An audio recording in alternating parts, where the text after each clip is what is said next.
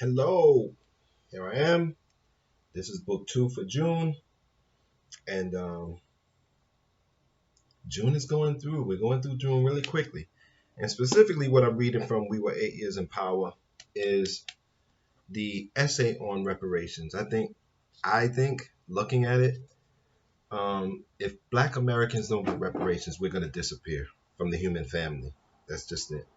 And I'm specifically talking about Black Americans that are descendants of the enslaved people in the United States. We are a particular group. We have a particular story.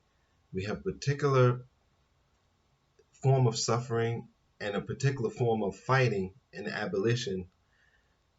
And I think that what we went through and what we know, what's in our DNA, can solve a lot of the problems.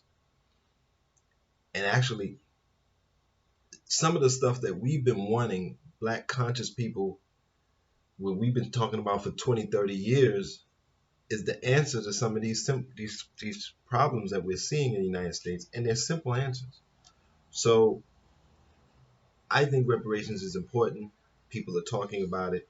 So I wanted to read this essay, and we're going to continue. But while the people advocating reparations have changed over time, the response from the country has remained virtually the same. They have been taught to labor, the Chicago Tribune editorialized in 1891. They have been taught Christian civilization and to speak the noble English language instead of some African gibberish. The account is square with the ex-slaves. Not exactly. Having been enslaved for 250 years, Black people were not left to their own devices. They were terrorized. In the Deep South, a second slavery ruled. In the North, legislatures, mayors, civic associations, banks, and citizens all colluded to pin Black people into ghettos, where they were overcrowded, overcharged, and undereducated. Businesses discriminated against them, awarded them the worst jobs and the worst wages. Police brutalized them in the streets, and the notion that Black lives, Black bodies, and Black wealth were rightful targets remained deeply rooted in the broader society. Now we have half-stepped away from our long centuries of despoilment promising never again. But still we are haunted. It is as though we have run up a credit card bill and having pledged to charge no more, remain befuddled that the balance does not disappear. The effects of that balance, the interest accruing daily, are all around us. Broach the topic of reparations today, and a barrage of questions inevitably follows. Who will be paid? How much will they be paid? Who will pay? But if the practicalities, not the justice, of reparations are the true sticking point, there has for some time been the beginnings of a solution. For the past 25 years, Congressman John Conyers, Jr., who represents the Detroit area, has marked every session of Congress by introducing a bill called A Congressional Study of Slavery and Its Lingering Effects, as well as recommendations for appropriate remedies. A country curious about how reparations might actually work has an easy solution in Conyers' bill, now called H.R. 40, the Commission to Study Reparations Proposals for African Americans Act.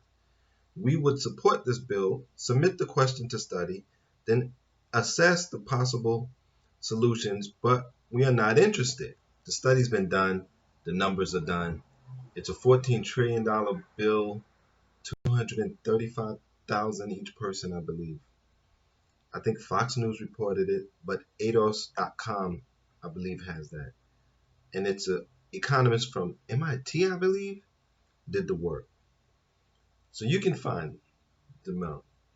It's because it's Black folks making the claim. Nkechi Taifa, who helped found Cobra, says people who talk about reparations are considered left lunatics. But all we are talking about is studying reparations. As Conyers has said, we study everything. We study the water, the air. We can't even study the issue. This bill does not authorize 1 red cent to anyone. The H.R. 40 has never under either Democrats or Republicans made it to the House floor. Suggests our concerns are rooted not in the impracticality of reparations, but in something more existential. If we conclude that the conditions in North Lawndale in Black America are not inexplicable, but are instead precisely what you'd expect of a community that for centuries has lived in America's crosshairs, then what are we to make of the world's oldest democracy? One cannot escape the question by hand waving at the past, disavowing the acts of one's ancestors, nor by citing a recent date of ancestral immigration. Um, the last slaveholder has been dead for a very long time. The last soldier to endure Valley Forge has been dead much longer. To proudly claim the veteran and disown the slaveholder is patriotism a la carte. A nation outlives its generations. We were not there when Washington crossed the Delaware, but Emmanuel Gottlieb Lutz's rendering has meaning to us. We were not there when Woodrow Wilson took us into World War I, but we are still paying out the pensions. If Thomas Jefferson's genius matters, then so does his taking of Sally Hemings' body.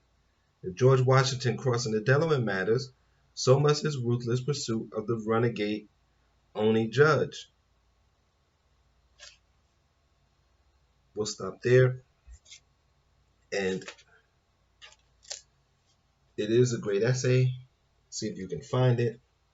And think about reparations. We all need to think about it. And while you're at it, let's be honest. Think about whether you just want Black Americans to disappear and be replaced with a multicultural Black immigration from other countries. A lot of people seem to want that. But what will you lose when you lose the Black American? And that's what you have to ask and think about. Until next time, I thank you for your support. Take care of your mind, take care of your body, and be safe.